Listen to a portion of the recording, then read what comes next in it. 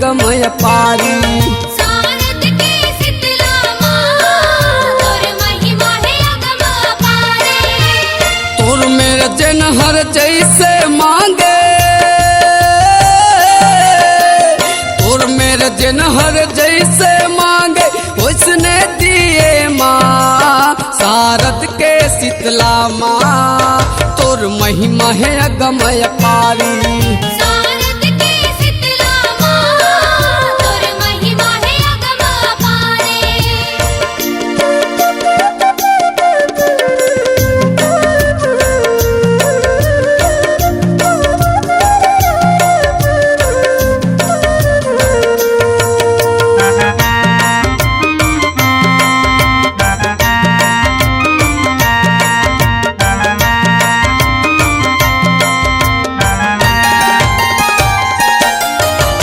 गूंगा तोर मेरे मुँह लमांगत जपत थे राम नाम माला।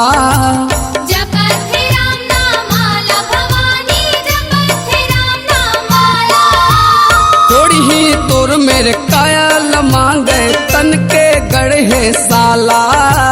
तन के गढ़े साला भवानी, तन के गढ़े साला।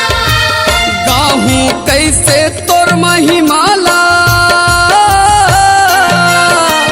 गाहूँ कैसे तोर महिमाला अगमय पारे माँ। सारद के शीतला माँ तोर महिमा है अगम पारी। सारद के शीतला माँ तोर महिमा है अगम अपारे।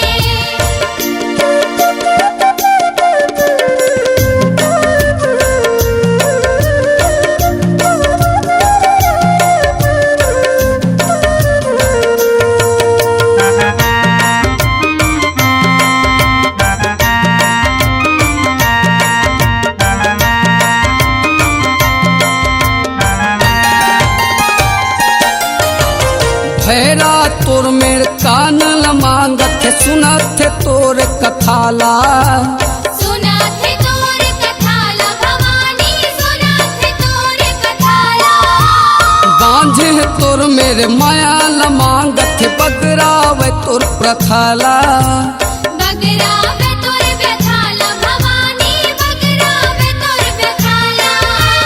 करहूँ कैसे तोर चारीला, करहूँ कैसे तोर चारीला अगमय पारे माँ। सारद के शीतला माँ तोर महिमा है अगमय पारी। सारद के शीतला माँ तोर महिमा है अगम अपारे।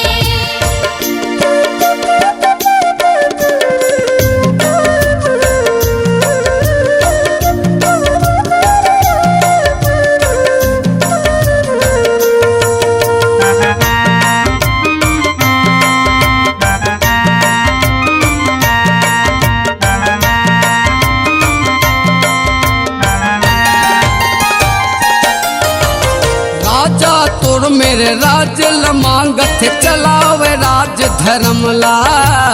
चलावे राज धर्मला भवानी, चलावे राज धर्मला। राजा रानी प्रजा संग मिलके बगरावे तोर मरमला। बगरावे तोर मरमला भवानी, बगरावे तोर मरमला। बेटा तोरे जसला गाहूँ, बेटा तोरे जसला गाहूँ अगमय पारे माँ। सारद के शीतला माँ तोर महिमा है अगमय पारी। सारद के शीतला माँ तोर महिमा है अगम अपारे। तोर मेरे जन हर जैसे मांगे, तोर मेरे जन हर जैसे मांगे उसने दिए माँ। सारद के शीतला माँ तोर महिमा है अगमय पारी। सारद के शीतला माँ तोर महिमा है अगम अपारे। सारद के शीतला माँ तोर महिमा है अगम पारी। तोर महिमा है अगम अपारे। तोर तोर महिमा है अगम अपारी, तोर महिमा है अगम अपारी, तोर महिमा है अगम अपारी।